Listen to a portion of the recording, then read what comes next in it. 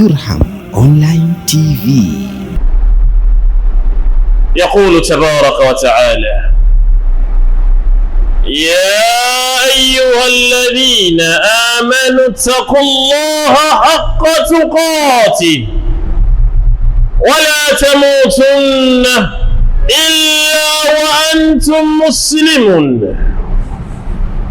يقول جل في علاه: يا أيها الذين آمنوا اتقوا الله وقولوا قولا سديدا يصلح لكم أعمالكم ويغفر لكم ذنوبكم ومن يطع الله ورسوله فقد فاز فوزا عظيما. اللهم اجعلنا من الفائزين، اللهم اجعلنا من الفائزين، اللهم اجعلنا من الفائزين. إخوة الإيمان والإسلام, anastahiki zaidi kushukuriwa kumliko mwingine yeyote yule ni Allah subhanahu. Nazo rehma na amani zimwendee, zimshukie, zimfikie, zimmiminikie, zimbubujukie, zimteremkie kwa wingi bwana wetu, kiongozi wetu, kiigo chema kwetu, kielelezo wetu, kipenzi chetu, bwana wetu Nabii Muhammad sallallahu alayhi wasallam. Insha Allahu taala, kupitia ridha yenu kwa taufiki ya Allah subhanahu, leo tutamzungumzia mume ni mlezi. Na mume ni mlezi ni jukumu, ni wajibu, ni mas'ul ambaye mume huyu kapewa na Allah subhanahu. Mwenyezi Mungu jalla fi ula anasema ndani ya Qur'an, Sura An-Nisa, Allah jalla wa ala yaqul ba'da a'udhu billahi minash shaitanir rajim: ar-rijalu qawwamuna 'ala an-nisa'i, ila akhir al-aya, ya kwamba waume ni walezi, waume ni wasimamizi, waume ni waangalizi, waume ni waangaliaji, waume ni wawekaji wa wanawake. Na katika janibi ya zawaji, janibi ya ndoa, Mwenyezi Mungu subhanahu kamtwika mume na mke wote wawili majukumu, lakini daraja ya usimamizi na ulezi na uangalizi na utunzi Allah subhanahu kampatia mwanamume. Sura Al-Baqara, sura ya pili ya Qur'ani tukufu, Mwenyezi Mungu subhanahu asema: walahunna mithlu alladhi alayhinna bil ma'rufi walirrijali alayhinna daraja, na wanawake mfano wa walivyowajibishwa juu yao wanaume kwa majukumu ya kindoa, lakini wanaume wana daraja juu zaidi kushinda wanawake. Mwenyezi Mungu subhanahu kamuumba Adam. Alipomuumba Adam, akamuumba Hawa kutokamana na ubavu baba yetu Adam. Na ubavu ni aina ya kiungo cha mwanadamu ambacho kwamba kinapinda na kupinduka. Kwa ajili ya hilo Mwenyezi Mungu subhanahu akamfanya mume kuwa yeye ndiye atakuwa msimamizi. Mwanamke kapewa daraja ya kusimamiwa na mume kwa sababu mwanamke ni mwingi wa hisia, na wakati mwingi anafanya maamuzi akitumia hisia. Kwa maumbile yake yaliyokamilika kama jana jike, jukumu hili kapewa mume ambaye kwamba sana sana anafanya maamuzi kutumia akili. Ya Nabii Muhammad sallallahu alayhi wasallam kaweka dhahir shahir, kaweka saraha raha, kaweka sarahatan aliposema lan yufliha qaumun walla umrahum ra'ata. Katu kwa wote waliosoma nahwu, ahlul nuhat wanatuambia lan ni harfu nafi wa nasbin wa istiqbala, ni herufi ambayo kwamba tendo linalofuata halibadiliki kwa hali zote zile. Katu hawezi faulu watu ambao kwamba wamewatawalisha mambo yao kwa mwanamke. Na hadithi hii haina maana mwanamke hafai, si kweli. Hadithi hii haina maana mwanamke hana thamani, si kweli. Hadithi hii haina maana mwanamke ni dhalili, si kweli. Hadithi hii inamweka mwanamke pahala anapostahili kuwekwa. Ahbabi alkiram, alrijalu qawwamuna ala nisa. Lau wanaume wote wa Kimombasa, wanaume wa Kikenya, wanaume wa Kiafrika Mashariki, wanaume wa Kiafrika na wanaume wa kidunia, lau wangelitwabikisha aya hii, basi malezi yangenyoka, majumba yangesimama, na ndoa zingekuwa na utulivu na utamu wa hali ya juu sana. Lakini kwa bahati mbaya sana, na mtanisamehe waume wenzangu, napiga msumari kwetu sisi, 70% za ndoa ya dunia ya sasa zinasimamiwa na kubebwa na kuendeshwa na wanawake. Kwa bahati mbaya sana, munivumilie, sio siku zote dawa tamu. Wakati mwingine mgonjwa anapewa dawa chungu, alimuhimu wapoe tu.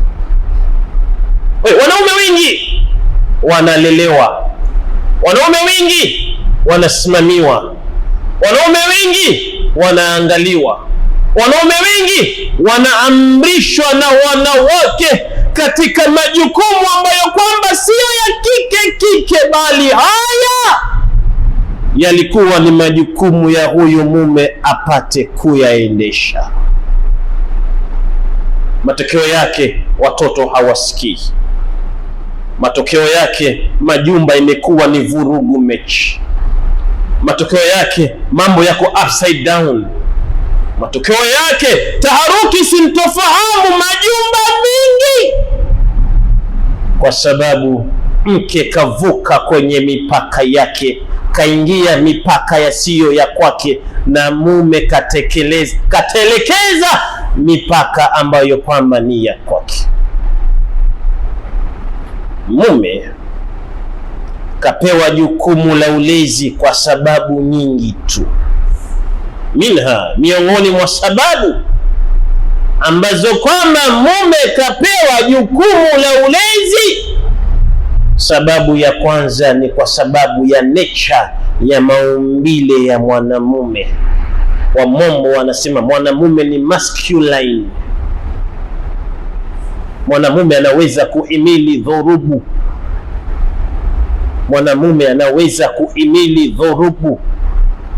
Mwanamume anaweza kuvuruga kwenye janga na akatusua. Ndio maana kwa maumbile yake na uthubutu wake wa urujula, Mwenyezi Mungu Subhana kamtwika majukumu ya kusimamia majumba. Mume kapewa jukumu la kusimamia majumba kwa sababu anaswali mara 149 kwa mwezi wa 29 na anaswali mara 150 kwa mwezi kamili, ibada ambayo kwamba mwanamke hawezi. Sambamba na funga ya Ramadhani, anakamilisha funga ama anaswali 29 ya mwandamo, jambo ambalo mwanamke hawezi kimaumbile. Sababu mbili hizi miongoni mwa sababu nyingi tu ndizo zilizonifanya mimi na wewe kutwikwa jukumu la kusimamia majumba. Na leo tungesimamia majumba haki ya kusimamia, kinyume na ilivyo uhalisia hivi sasa, tungestarehe vilivyo vidume wenzangu, tungetandika tukalala vyema vidume wenzangu. Lakini maal asaf, masikitiko makubwa sana, anasimulia mwalimu mmoja, anasema katuma wanafunzi wake wende wakachukue marigedi kwa jirani. Wanafunzi wakafuata amri ya mwalimu, wakatoka wakaenda wakachukua marigedi kwa jirani. Kufika mlangoni, mempata mzee baba wa nyumba kakaa kwenye kibaraza, wakaomba marigedi. Baada ya kufanya mzunguko wa waya, akamwambia chukueni hiyo, ile pale nishawaruhusu. Mara sauti inatoka ndani ya nyumba, sauti ya mama, sauti ya mke, iacheni hapo hapo.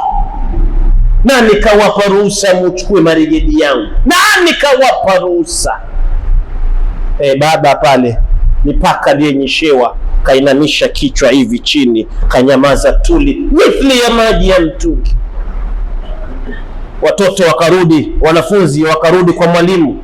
Mwalimu, tumekatazwa, tumenyimwa.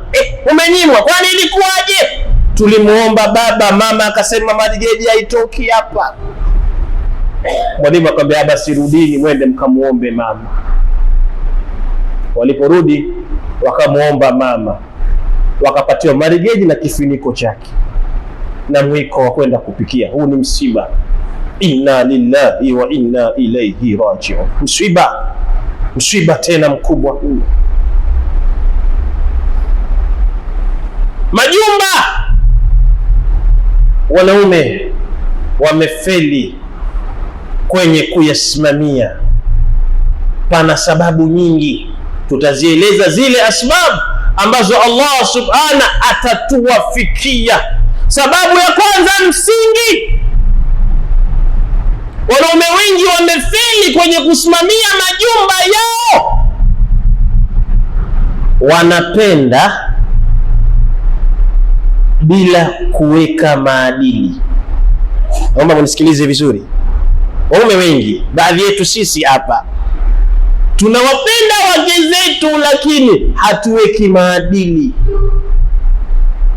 Shairi mmoja anasema, alhubbu bighairi adabin kalmai bighairi tahurin, penzi linalokosa maadili ni sawa na maji yasiyokuwa tahara. Mke wako wewe anatoka nje nywele wazi, wewe haumkatazi, eti nampenda. Mke wako wewe haswali nyumbani, wewe haumkatazi, eti wampenda. Mke wako wewe anapenda vikao vya wanawake vya kusengenya, vikao vya shari, haumkatazi, eti unampenda. Mke wako wewe aishi maharusi ya ajabu, maharusi ya rushareo na ya madisco, kavaa vituko, haumkatazi, eti unampenda. Sasa hapa ndipo wanapofeli waume wengi. Na kuna bwana mmoja bahati mbaya alikosea kanuni ya kumrekebisha mkewe, na mimi nawaambia nyinyi, naizungumza hapa lakini nawakanya nyinyi na nafsi yangu kuikanya, don't try this at home. Mkewe alikuwa na nywele za singa, nywele zimeshuka chini huko. Sasa keka hijabu yake, tafikiri mkijogoo anaweka hijabu hapa, na mume wake ni ustadhi, anapenda dini, kashika sunna vizuri, ateteleki. Kila anapomkanya, weka hijabu yako vizuri. Awe nawe, si ni hapa tu, weka hijabu. Awe na mume wangu nzidi, niko na marafiki zangu, weka hijabu. Jamani ninachoka, si ni hapa tu. Kamkanya mara 100 kidogo, kachoka mume, kafanya maamuzi magumu hapo. Mimi sikwambia haya uyafanye. Kampiga para usiku, kachukua makasi, kwacha bato para usiku, mke kaamka nywele zote hamna kichwani. Hii usifanye, hii usifanye. Allah subhanahu asema wallati takhafuna nushuzahunna fa'idhuhunna wahjuruhunna fil madaji'i wadhribuhunna wa in atanakum fala tabghu alayhinna sabila inna Allaha kana aliyan kabira. Mwanamke ikiwa unamrekebisha, usitumie kifua chako kikubwa mithili ya bogi, usifanye. Wanawake hawarekebishwi hivyo. Kwanza unamnasihi, fa'idhuhunna alwa'dhu. Pili, ikiwa wadhi mawaidha hayajafanya kazi, unamhama kwenye kulala, unamhama kwenye kulala. Ikiwa kwenye kumhama, na sio wote wanaweza hii, baadhi ya wanawake ukiwapatia wadhi na ukisimama na wadhi wanakusikia, wanakufuata. Sababu wanawake kinachowasumbua, kuna kitu chaitwa ego, kimombo herufi yake ni ego. Ego hii ulama utarbia wanasema ego ni desiring part of personality, ni kule tabia inayoendeshwa na hisia na mawazo yasiyokubalika. Wanawake wengi hii inawasumbua. Sasa ukimpatia wadhi kama ana imani na dini yanga, anawacha. Ila wengine mpaka umhame kwenye malazi, umsusie ndio awache. Mwingine mpaka umpige. Lakini kupiga hapa, wanavyoni wa tafsiri wamechambua, wanasema adharbu ghaira mubarrahi, kipigo kisichofurisha mwili wala kuvunja mfupa. Kama wezi usipige, sababu kuna wengine ukishika mikono utafikiri ni barabara ya lami, vidume hao, kikunja ngumi hatari. Usipige mke, usipige. Kama uwezi kumdaradara kidogo, mtachawize kidogo aingie katika laini, bora tu usipige. Sije ukapiga ukavunja meno, akakutabasamia na mwanya umemwoa, akakuvutia, akichaka nkibogoyo anakukimbiza. Sifanye hivyo. Kwa hiyo hababil kiram, sababu ya pili ambayo wanaume wengi wanafeli, wanapenda kupitiliza extreme love. Yani wanapenda kupitiliza, yani kila kitu ya waifu, hata ikipigwa simu, kaeni kwa mkao wa kutulia wanaume wenzangu, tulieni, anapiga my wife, pole baba, pole. Hujakatazwa kumpenda mke wako, lakini acha sehemu kidogo ya hewa basi. Acha sehemu ya hewa.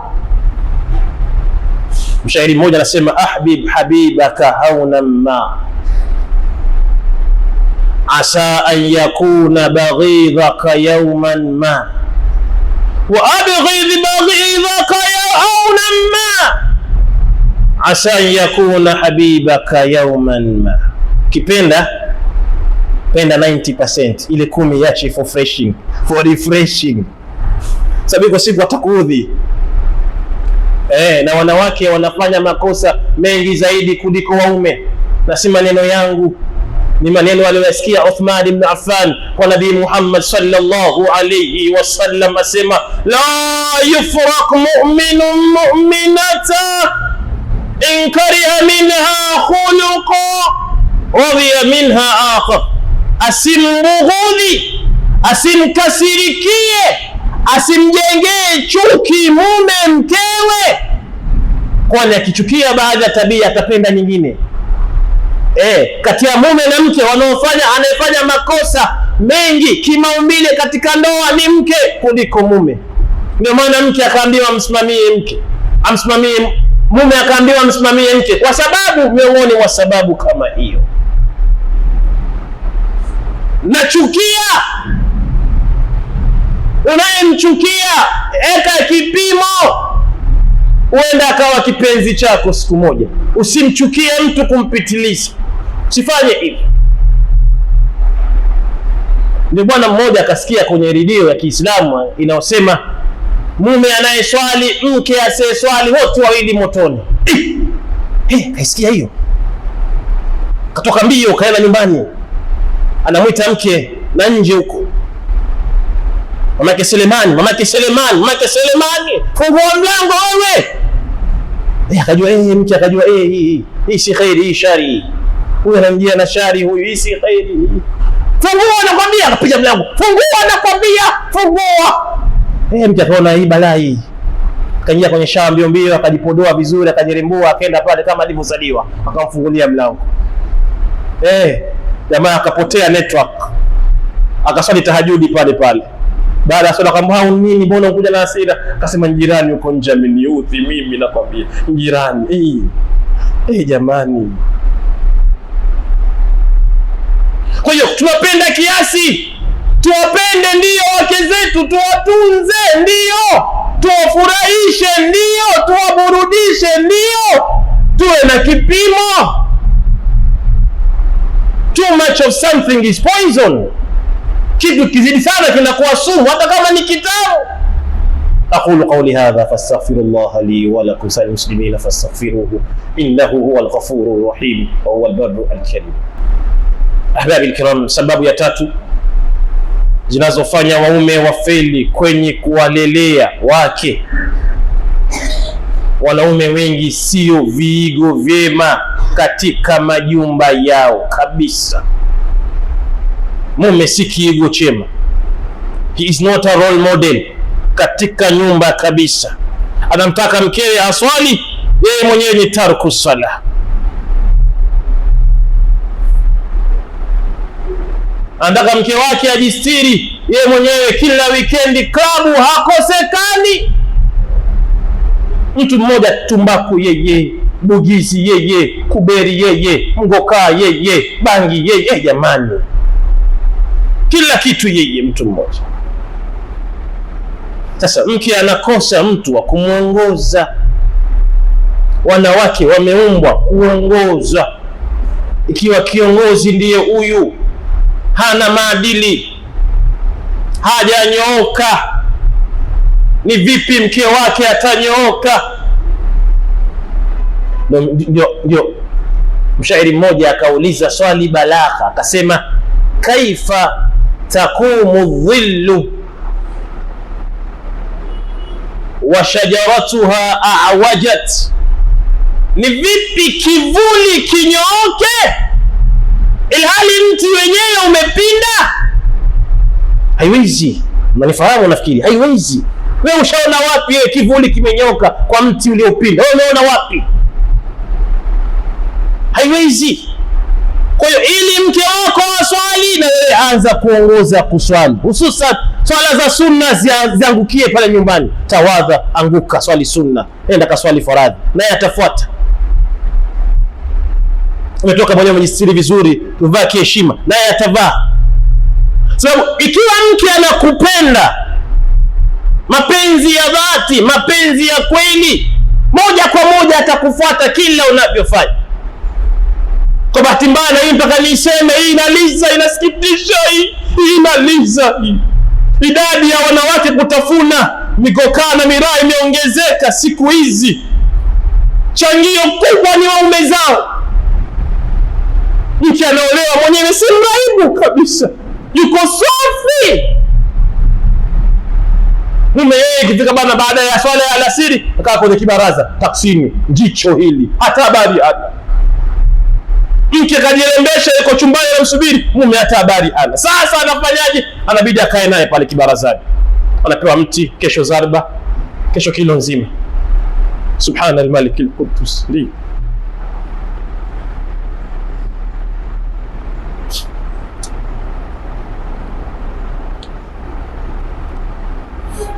Kwa hiyo ni mpaka tunyooke, sisi tunyooke hivi, tunasema na kutenda. Matendo yetu yanakuwa na athari zaidi kuliko maneno. Ndio mke naye atafuata, na mke akifuata kizazi, watoto watafuata, kwa sababu watoto wanachukua 70% ya malezi kwa mama zao. Anasema mmoja wa ulama at-tarbiya, anasema al-ummu madrasatu tarbiya, idha sta'dadta faqad a'dadta shayban tayyiban bil a'raq. Mke ni chuo kwenye malezi. 70% ya malezi ya nyumba yako ni mkeo. Mke wako ukimnyoosha, akinyooka kike, mapungufu atakuwa nayo tu, basi tambua fikra kwamba watoto pia nao watakuwa wazuri.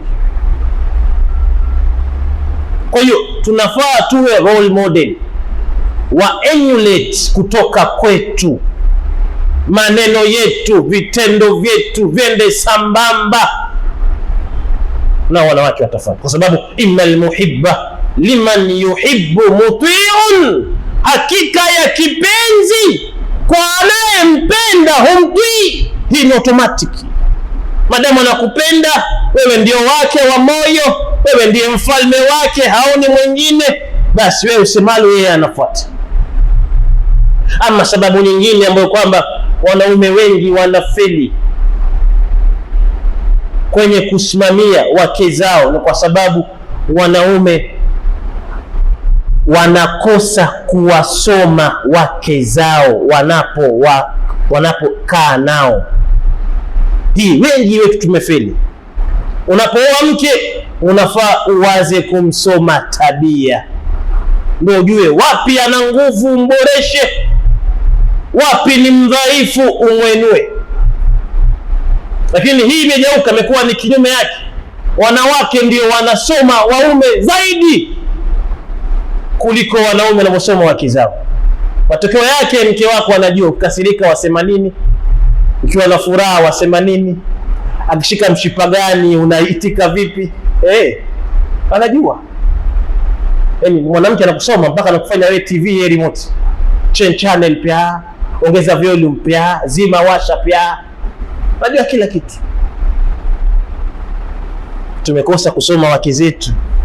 Na wewe ni mwalimu katika ndoa, unafaa umsome mwanafunzi wako ili ujue ni kitu gani huyo nitampa mimi kitaboresha ndoa yetu, ni kitu gani mimi nikitoe tuboreshe ndoa yetu. Tumekosa kuwasoma wake zetu. Sisi kikubwa chetu pesa ya samli uombwe peane, school fees uombwe peane, basi ushamaliza hivi. Mbona chalipa school fees mwaka mzima, mimi rent yangu miezi 6, sio kia chakula miezi 3. Wewe mke wangu andai, hakudai bado, hujamaliza kazi, anakudai mkeo huyo. Mpe malezi sasa, mfunze adabu. Si ati ana adabu, hapana, unampatia maadili mema. Ama sababu nyingine ambayo kwamba imefanya wanaume wengi wakose kwenye malezi, wakose kwenye kuwasimamia wake zao, wanaume wengi hawana shock absorber, na hii nitaieleza insha Allah taala. Wanaume wengi wana nyoyo za vibofu. Utanisame ome zangu, hii dawa chungu hii tuistamili, hii dawa chungu. Wanaume wengi wana nyoyo za vibofu. Akipuliza kidogo tu ashakuwa akitoa kucha kidogo tapo shapasuka. Nabii Muhammad sallallahu alaihi wasallam kaishi na wake 9 katika riwaya 11. Alikuwa akiwafundisha adabu. Ipo siku kawahama zaidi ya siku 40. Kawahama zaidi ya siku 40. Wewe waweza kawahama wake zake. Na ni mama waumini kawahama.